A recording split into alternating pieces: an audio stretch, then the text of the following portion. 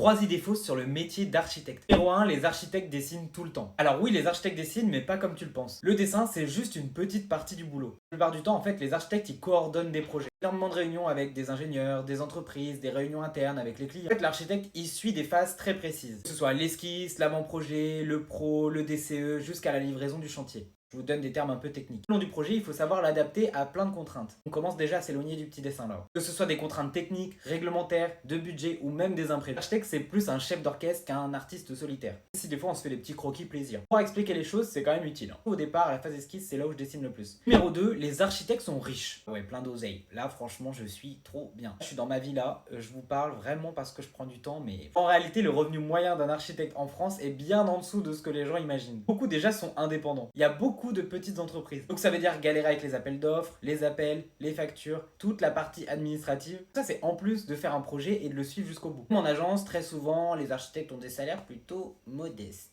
Donc le métier est très passionnant, mais ça rime pas trop avec Lamborghini quoi. Les architectes ne font que des villas pour les gens riches. Alors oui, certains font des maisons incroyables. C'est d'ailleurs ça que vous voyez en premier. La majorité travaille sur du logement collectif, des équipements publics, des hôpitaux, des écoles, des espaces publics. Même lorsqu'on conçoit une maison individuelle, on doit toujours jongler avec des contraintes de site, des budgets serrés ou même des normes et des délais. C'est pas Netflix être architecte, même s'il y a des émissions super. J'adore celle-ci par exemple. L'archi qui fait de belles maisons, c'est très beau à voir bien sûr. C'est aussi la vraie vie avec des gens normaux, des besoins réels et des imprévus. Bref, le métier d'architecte c'est pas juste du dessin et des villas sur des magazines. Et si je devais le résumer, c'est surtout beaucoup d'adaptation.